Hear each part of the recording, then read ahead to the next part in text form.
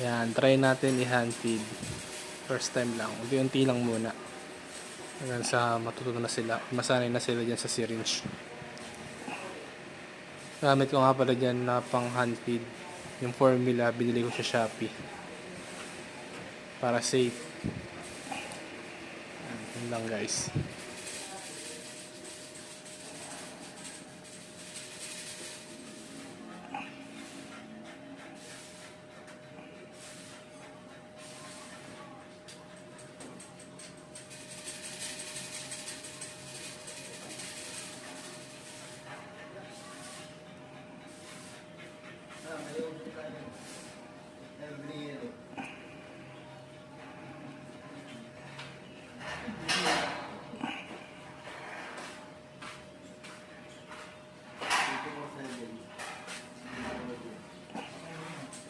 Hindi na para gawin mo na yun.